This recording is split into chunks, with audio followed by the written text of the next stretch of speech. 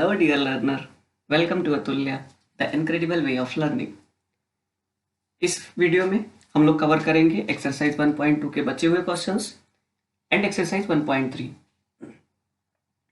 तो चलिए स्टार्ट करते हैं। कल हमने 4th क्वेश्चन तक कर लिए थे, आज ये 5th क्वेश्चन है आपका।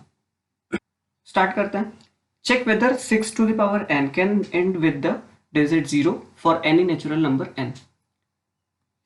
तो हमको चेक करना है कि क्या 6 to the power n को ओपन करें, n की जगह हम कोई भी नेचुरल नंबर ले सकते हैं, और अगर हम 6 to the power n को ओपन करें तो क्या वो डिजिट क्या वो 0 से एंड हो सकती है। चलिए, तो हमको ये पता है कि अगर कोई भी नंबर 0 से एंड होता है तो उस नंबर को हम 10 से डिवाइड कर सकते हैं, है कि नहीं। सपोज कीजिए 100 है, 30 है, कुछ भी 130, 1000, कुछ भी, जो जितने भी नंबर्स आपके 0 से एंड होते हैं उनको हम लोग 10 से डिवाइड कर सकते हैं। तो क्या करेंगे, लेट कर लो। If any number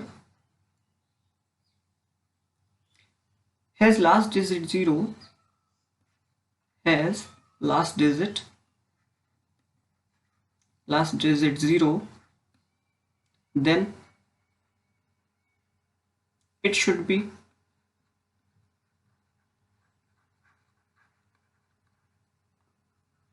divided by 10। तो इसको 10 से डिवाइड होना चाहिए, है ना। तो अब हम क्या करेंगे, फैक्टर ऑफ 10, फैक्टर्स ऑफ 10। तो 10 के फैक्टर्स आपके हो जाएंगे 2 into 5, है ना। तो अगर कोई भी नंबर 10 से डिवाइड होगा तो वो नंबर 2 से भी डिवाइड होना चाहिए और 5 से भी डिवाइड होना चाहिए, है कि नहीं। तो क्या करेंगे, 6 to the power n को मैंने लिखा, इसको ओपन करेंगे तो क्या आ जाएगा, 2 into 3 to the power n, है ना। इसको हम लोग लिख सकते हैं 2 to the power n into 3 to the power n। So we can say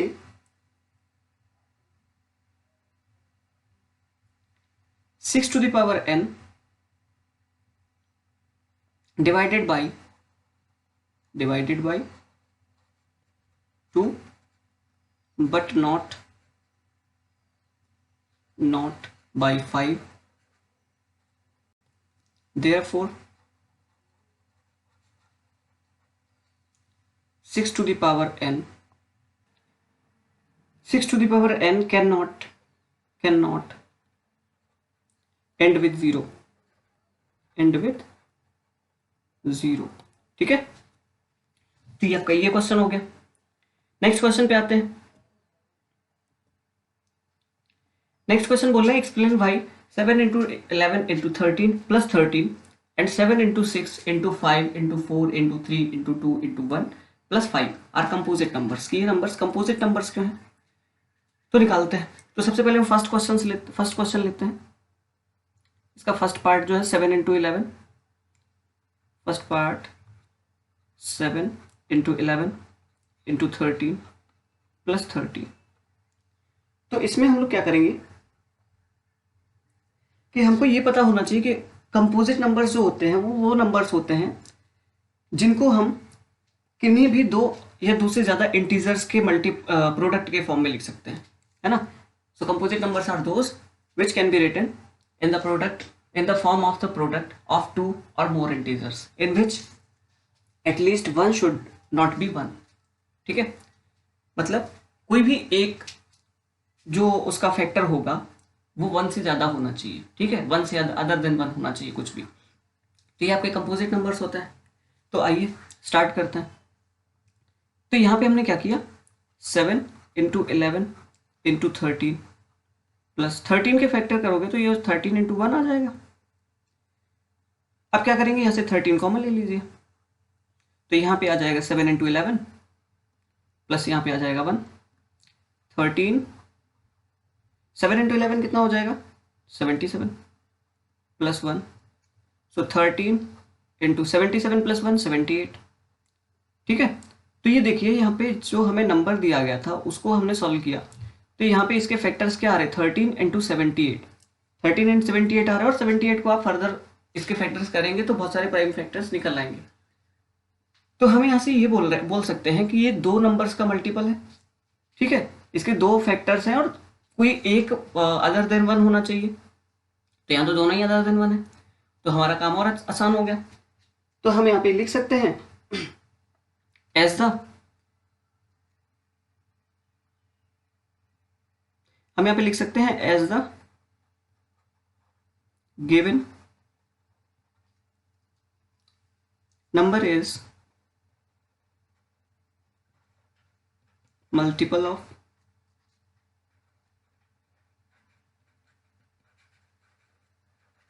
two or more integers,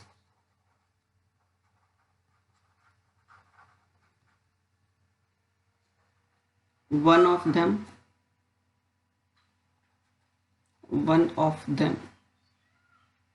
being other than one, ठीक है। तो हम यहां से बोल सकते हैं hence it is composite number, hence it is composite number,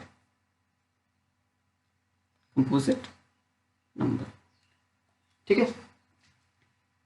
चलो सेकेंड क्वेश्चन सॉल्व करते हैं। सेकेंड क्वेश्चन में क्या बोला है, 7 into 6 into 5 into 4 into 3 into 2 into 1 plus 5। तो आ जाइए नेक्स्ट स्लाइड पे।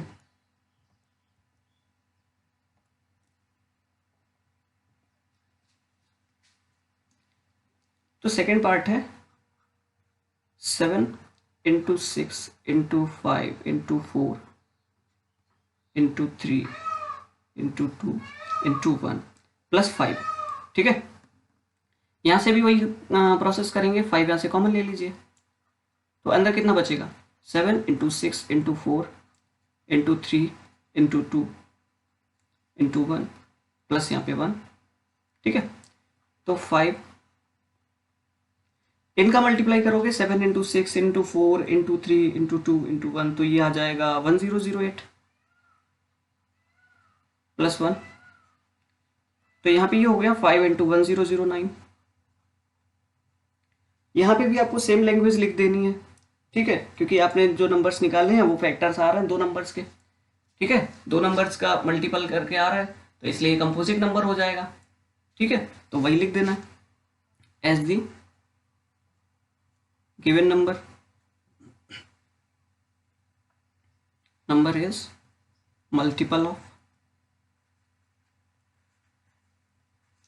2 or more integers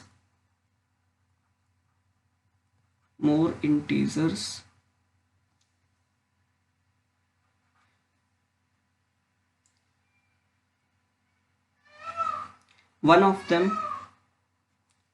them being other than one, therefore it is a composite number, ठीक है, कंपोजिट नंबर। आ जाइए, ये क्वेश्चन हो गया। नेक्स्ट पे आते हैं। There is a circular path around a sports field. Sonia takes 18 minute to drive one round of the field while Ravi takes 12 minutes for the same. Suppose they both start at the same point and at the same time and go in the same direction.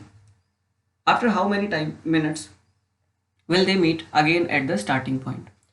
तो यहाँ पे ये बोल रहे हैं कि सोनिया एक circular field है या सर्कुलर पाथ है स्पोर्ट्स फील्ड के आसपास, तो सोनिया उसको कवर करती है 18 मिनट्स में और रवि कवर करता है 12 मिनट्स में। तो ये बोल रहे हैं कि कितने टाइम बाद, है ना, कितने मिनट्स के बाद ये दोनों स्टार्टिंग पॉइंट्स पे फिर मिलेंगे।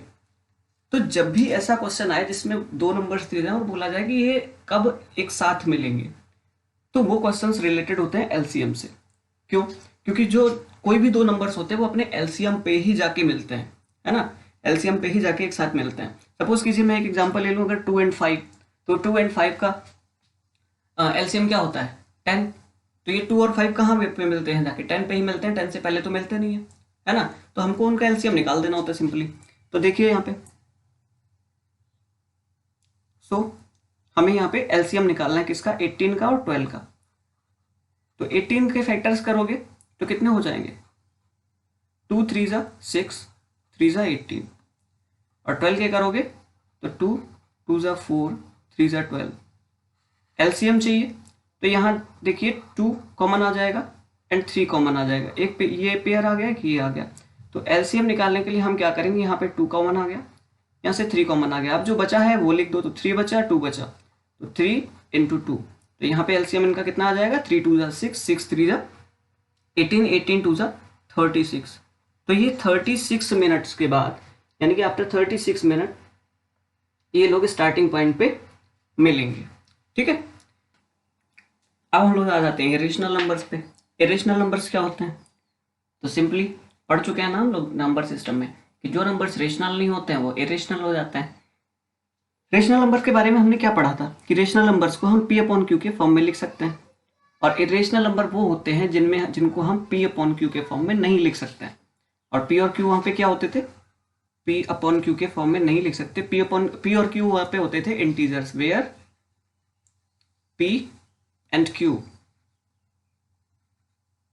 क्या होते थे, इंटीजर्स।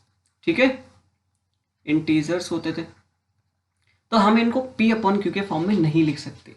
ठीक है, can't right in the form of P upon Q.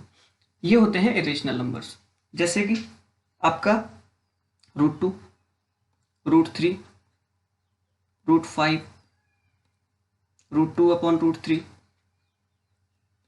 है ना। और जो नंबर्स अपने पॉइंट के बाद कुछ भी रिपीट होना स्टार्ट हो जाते हैं, मतलब उनका कोई सर्टेन पैटर्न नहीं होता, जैसे 0.483964275, है ना, ऐसे करके कुछ भी, तो ये सारे नंबर्स आपके इरेशनल नंबर्स हो जाते हैं। ठीक है, तो अब इरेशनल नंबर से रिलेटेड एक थ्योरम पढ़ेंगे। थ्योरम ये कहती है कि let P be a prime number if P divides A square then P divides A where A is a positive integer. तो ये थ्योरम आपको इरेशनल नंबर्स की जो प्रूविंग होती है कि prove that √2 is a irrational number, है ना, √5 is an irrational number, 3 + √2 is irrational number, तो ये सब प्रूव करने के लिए ये थ्योरम बहुत ज़्यादा हेल्पफुल होगी। क्या बोलती है थ्योरम, अगर पी एक प्राइम नंबर है, प्राइम नंबर्स हमने पढ़े थे वो नंबर्स जो या तो खुद से डिवाइड हो या 1 से डिवाइड हो, किसी अदर नंबर से डिवाइड नहीं होते। तो अगर हम इस प्राइम नंबर से ए स्क्वायर को डिवाइड कर सकते हैं, ए भी कोई नंबर है, ठीक है, ए किसी नंबर का स्क्वायर है। मान लीजिए हमने मान लिया कि ए स्क्वायर जो है ना वो 36 है, ए स्क्वायर जो है 36 है, और पी भी हमने ले लिया क्या, 3। हमने कहा ए स्क्वायर 36 है, पी 3 है, और ये बोल रहे हैं पी से डिवाइड कर सकते हैं ए स्क्वायर को, तो ठीक है पी से डिवाइड करते हैं अगर ए स्क्वायर को, तो 36 को 3 से डिवाइड करोगे कितना आ जाएगा, 12 आ जाएगा। तो ये बोल रहे हैं कि ये पी ए को भी डिवाइड करेगा, मतलब पी अगर ए स्क्वायर को डिवाइड कर रहा है तो ए को भी डिवाइड करेगा। ठीक है, तो अगर हम इसको 36 को डिवाइड कर सकते हैं तो 36 का रूट कितना होता है, 6। तो क्या 6 को 3 से डिवाइड कर सकते हैं, यस वी कैन। सो 3 2 जा 6। बस ये कंडीशन रख दी है कि where is A is a positive integer, है ना। अब यहाँ पे अगर इसका रूट लोगे तो ये +-6 भी तो आ सकता था, +6 -6, बट हम माइनस नहीं, यहाँ पे इन्होंने बोला है कि ए पॉजिटिव इंटीजर होना चाहिए। तो उसमें अगर हम ए स्क्वायर का रूट निकालते हैं तो अगर ए स्क्वायर पी से डिवाइड है तो ए भी पी से डिवाइड होगा। आ जाइए एक्सरसाइज स्टार्ट करते हैं, एक्सरसाइज 1.3। सो क्वेश्चन नंबर 1 है,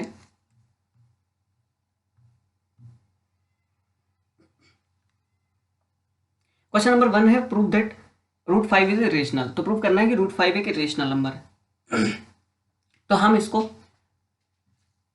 कन्वर्स लेट कर लेंगे। हमने लेट कर लिया कि √5 एक रेशनल नंबर है, ठीक है, लेट कर लो, और उसके बाद में हम अपने ही स्टेटमेंट को फॉल्स कर देंगे आगे जाके। ठीक है, अपने एजम्पशन जो हमने लिया है उसको फॉल्स प्रूव कर देंगे और हमारा √5 एक इरेशनल नंबर प्रूफ हो जाएगा। Let assume root 5 is a rational number. ठीक है, रेशनल नंबर। तो यहां से हम क्या बोल सकते हैं कि रूट 5 को हम पी अपॉन क्यू के फॉर्म में लिख सकते हैं। ठीक है, रूट 5 को हम पी अपॉन क्यू के फॉर्म में लिख सकते हैं अगर रेशनल नंबर है तो, where P and Q integers होते हैं। ठीक है, तो पी अपॉन क्यू के कुछ भी फॉर्म में लिख दो। तो रूट 5 इक्वल टू हमने ले लिया ए अपॉन बी, इसको ए अपॉन बी के फॉर्म में लिख दिया हमने। ठीक, root 5 equal to A upon B, जहां पे A and B are integers and B doesn't equal to 0। ठीक है, डिनोमिनेटर आपका 0 नहीं होना चाहिए। तो क्या करते हैं, root 5 equal to A upon B, तो यहां से आ जाएगा root 5 B equals to A, squaring on both side, है ना, स्क्वायरिंग ऑन बोथ साइड, तो ये आ जाएगा 5b square equals to A square. ठीक है, 5b square equals to A square. इसका मतलब ये है कि 5a स्क्वायर को डिवाइड करता है, क्योंकि यहां से हम निकाल सकते हैं ना, अगर हम b स्क्वायर इक्वल्स टू करें तो a स्क्वायर अपॉन 5 आ जाएगा। तो इसका मतलब ये है कि a स्क्वायर को अगर हम 5 से डिवाइड करें तो हमारा आंसर b स्क्वायर आता है।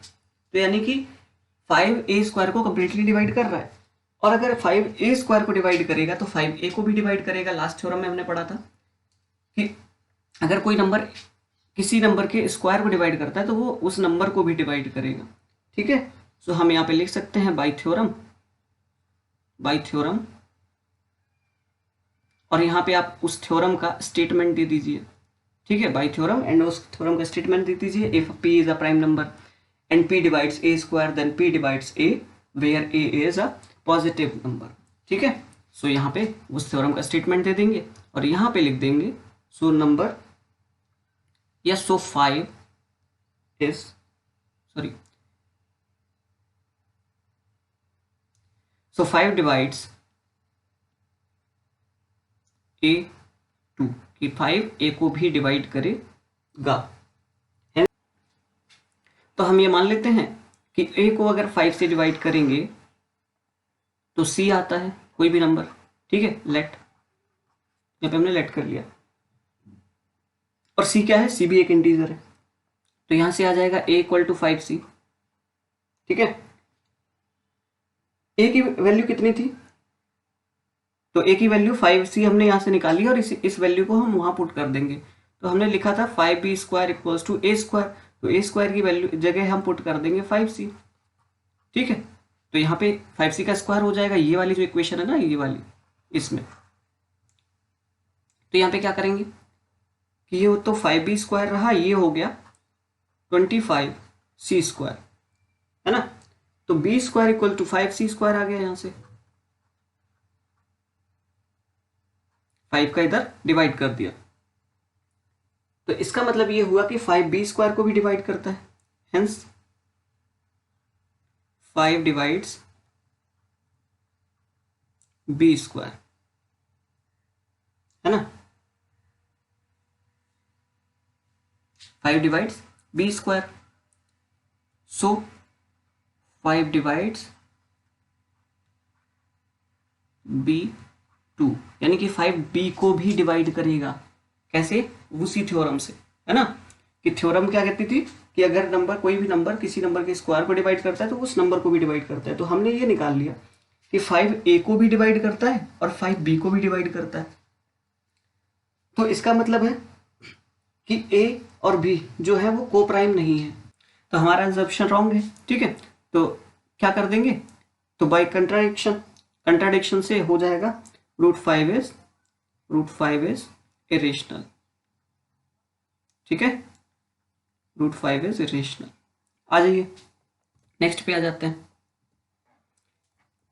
यहाँ पे लिखा हुआ है prove that 3 + 2 root 5 is irrational, है ना, 3 + 2 रूट 5 को इरेशनल प्रूव करना है।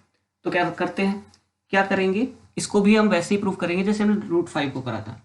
तो let 3 + 2 root 5 is equals to let कर लो 3 + 2√5 इज रेशनल, ठीक है। मान लो ये रेशनल है, तो अगर ये रेशनल है तो हम इसको P अपॉन क्यू के फॉर्म में लिख सकते हैं। तो 3 + 2√5 equal to P upon Q, where P and Q are integer and Q doesn't equal to 0, ठीक है। Q 0 नहीं होना चाहिए। अच्छा, Q 0 क्यों नहीं होना चाहिए पता है? क्योंकि अगर किसी नंबर के डिवाइड में 0 आ जाएगा, 0 से डिवाइड करते हैं तो उसका आंसर इन्फिनेटिव हो जाता है, ठीक है, इसलिए नहीं करते हैं। आ जाइए, तो यहाँ पे क्या करेंगे, 2√5 इक्वल्स टू हो जाएगा P अपॉन क्यू -3। तो √5 इक्वल्स टू हम यहाँ से बोल सकते हैं 1/2 P अपॉन क्यू -3, ठीक है। तो हमने क्या माना था, हमने लेट किया था कि P और Q इंटीजर्स हैं। तो अगर P और Q इंटीजर्स हैं तो ये वाला जो नंबर आया है 1/2 P अपॉन क्यू -3, ये वाला नंबर जो आया है ये आपका रेशनल होना चाहिए, ठीक है। बट हमें पता है कि ये जो √5 है वो इरेशनल होता है, तो कोई भी इरेशनल नंबर रेशनल नंबर के इक्वल्स कैसे हो सकता है, ठीक है। तो बस हम यहाँ पे लिख देंगे we know √5 is irrational, therefore 1/2 P upon Q -3 should also be irrational, है ना।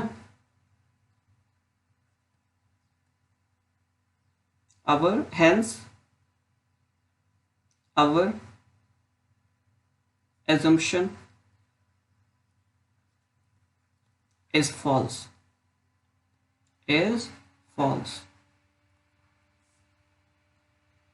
so 3 + 2√5 is irrational, ठीक है।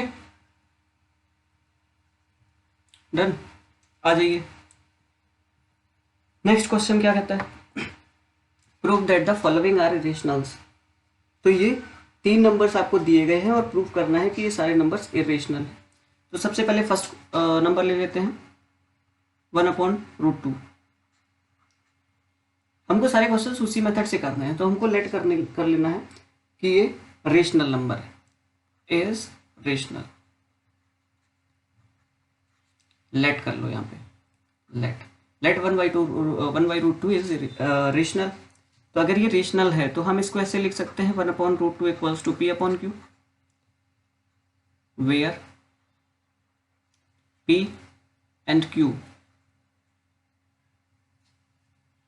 are integers and Q doesn't equal to 0। तो यहाँ पे क्या कर सकते हैं, यहाँ से हम लिख सकते हैं √2 equals to Q upon P, लिख सकते हैं, रिवर्स कर दिया, ठीक है। तो अब क्या करेंगे, √2 equals to Q upon P। तो Q upon P rational number होना चाहिए, क्योंकि P और Q हमने इंटीजर सेलेक्ट किए थे, तो Q अपॉन P भी रेशनल नंबर होना चाहिए। बट हमें पता है कि √2 एक रेशनल नंबर होता है, और √2 अगर रेशनल नंबर होता है तो √2 एक रेशनल नंबर के इक्वल कैसे हो सकता है। तो अवर एजम्पशन इज फॉल्स, ठीक है। Our assumption is false and √2 is irrational, therefore 1/√2 is irrational, ठीक है। नेक्स्ट ले लेते हैं 7√5, ठीक है। और सेकेंड वाला सॉल्व करते हैं 7√5।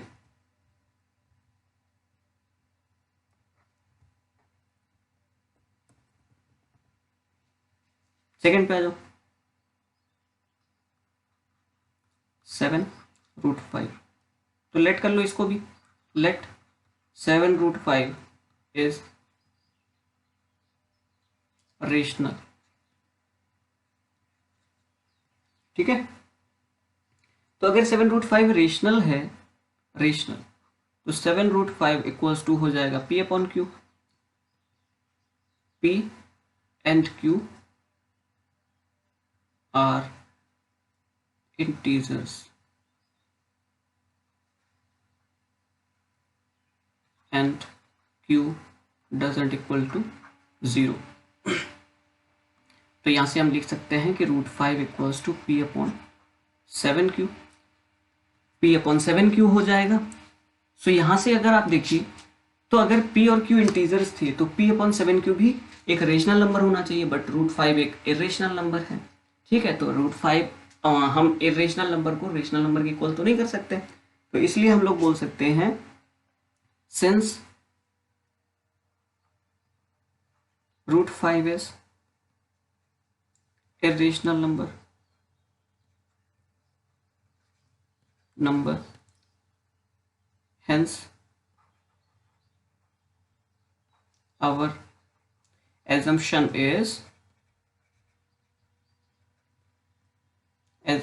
is false,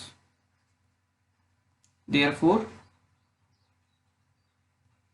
7√5 is irrational है ना। नेक्स्ट पे आ जाइए। नेक्स्ट क्वेश्चन है आपका, prove that 6 plus √2 be irrational. ठीक है, सॉरी, थर्ड क्वेश्चन है 6 plus √2।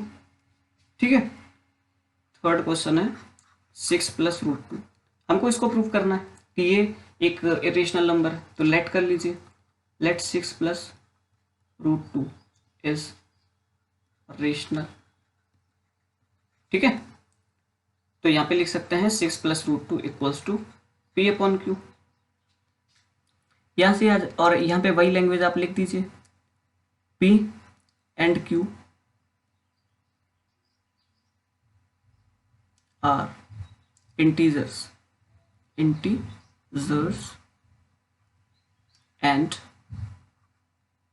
Q does not equals to 0। तो यहाँ पे देखो √2 इक्वल्स टू कितना हो जाएगा, P अपॉन Q -6। तो हम ये कह सकते हैं कि P और Q अगर इंटीजर्स हैं तो P अपॉन Q भी एक रेशनल नंबर होगा, और अगर P upon Q rational number था तो P अपॉन Q में से अगर 6 माइनस भी करते हैं तो वो भी एक रेशनल नंबर ही तो आएगा। बट हमें पता है कि सिंस √2 इज इरेशनल नंबर, है ना, irrational number, therefore our assumption is false, assumption is false, hence 6 plus √2 is irrational। Done. तो आज हमने एक्सरसाइज 1.3 कवर कर दी पूरी, और कल हम इस चैप्टर कल हम लोग पढ़ेंगे एक्सरसाइज 1.4। ठीक है, और शायद वो लास्ट एक्सरसाइज है। Thank you guys for watching. आप इसको रेगुलरली फॉलो करिए इस कोर्स को, और ये आपके लिए बहुत ज़्यादा बेनिफिशियल होने वाला है। सारी एक सीरीज में हम लोग चलेंगे और सारे चैप्टर्स कवर करेंगे, और अप्रॉक्स 3 और 4 मंथ्स में हम लोग पूरी बुक्स कवर कर लेंगे एक सीरीज से चलते हुए, है ना। तो बस स्टडी कंटिन्यू करते रहिए। आई नो थोड़ा सा इस टाइम स्कूल्स नहीं ओपन हो रहे हैं, स्टडी डिस्टर्ब है, इसीलिए मैंने ये इनिशिएटिव लिया है जिससे कि मैं आप लोगों की कुछ हेल्प कर सकूं। और आपको अगर कोई स्टडी रिलेटेड भी डाउट है तो वो भी आप कमेंट सेक्शन में पूछ सकते हैं, मैं आपकी हेल्प करने की कोशिश करूँगा। एंड आप इस चैनल को सब्सक्राइब भी कर लीजिए, जिससे कि मैं जितने भी वीडियोज़ अपलोड करता हूँ उसके नोटिफिकेशंस आपको मिलते रहें। और अगर आपको कंटेंट पसंद आ रहा है तो आप इसको लाइक कीजिए और स्टूडेंट्स तक शेयर भी कीजिए, जिससे कि उनको पता चल सके और वो इस कोर्स को फॉलो कर सके, है ना। इससे, क्योंकि आप अगर किसी की हेल्प करेंगे उनको भी बेनिफिट होगा और आपको तो होगा ही। ठीक है, तो थैंक यू, मिलते हैं कल नेक्स्ट वीडियो में।